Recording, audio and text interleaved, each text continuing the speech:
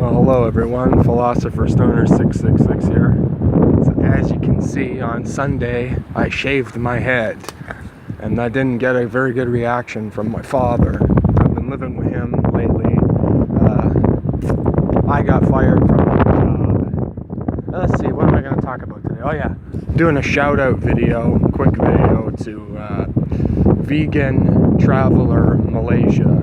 I was talking to him over Facebook, and the subject of veganism. I'm not a vegan, not yet, not quite vegetarian.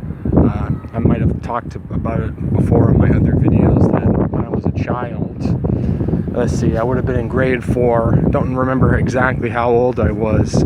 We lived near the St. Lawrence Market in Toronto. I lived with my mother in this apartment building. And we went to Riverdale Farm and petting Diefenbaker the cow, whatever the name was, and then going to the St. Lawrence Market, which has like these big beef meat carcasses, and it's like a fruit and vegetable poultry market, very traditional, old school. And I remember seeing those meat carcasses and being freaked out by it, or freaked out by it we pet a cow, when I figured out that it was a cow, and I thought that discrepancy was kind of fucked. And so I suggested to my mom, oh, why don't we try the vegetarian hot dogs? This was when I was young and innocent.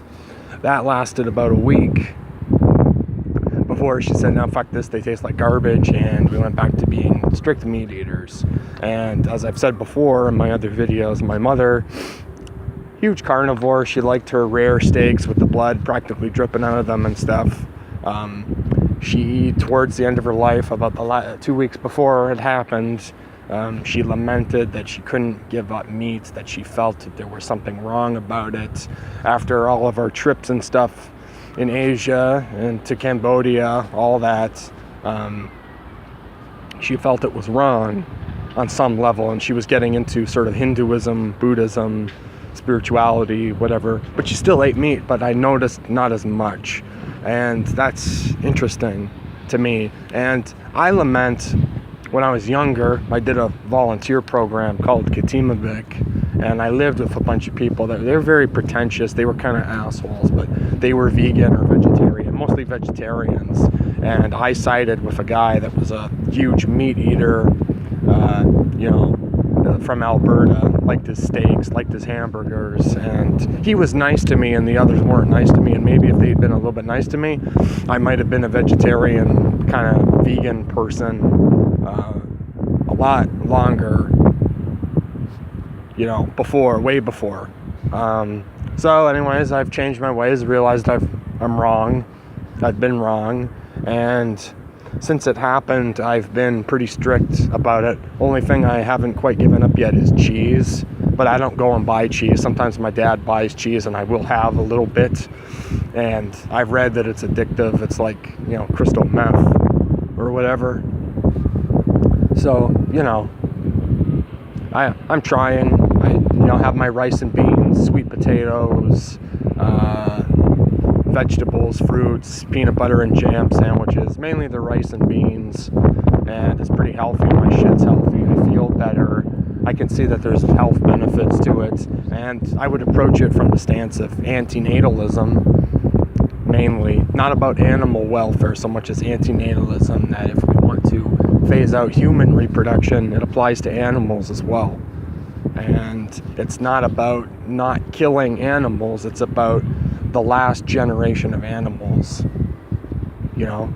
breeding them out, and not breeding them to perpetuate the endless cycle of breeding them and killing them and eating them, and breeding them and killing them and eating them, and sort of ending the addiction, just sort of saying needs to stop, need to phase it out, and then eventually phase out human reproduction. And it's strange, I'm even thinking about myself and my mother raising me, and she grew up in a generation, she watched a movie called Soylent Green, and she was big on zero population growth. So she only had one child. And it's growing up like that, I noticed how I was compelled to be a certain way by all these external factors, that the true me, as I said, when I was a kid, I had these underdeveloped notions, but where did they come from? And, well, I know it's mysticism, it's probably nothing, but I would subscribe maybe to a notion of reincarnation in a sense, not in a sense of a soul, but why would I have such a notion? And anyways, I'm not making much sense, but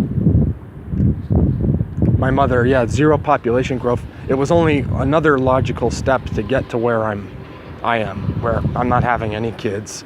And if we continue to breed at the rate of one child, human race will go extinct. You need to have 2 or more. Well, 2 is just to maintain population as it is, and 3 or more is growth.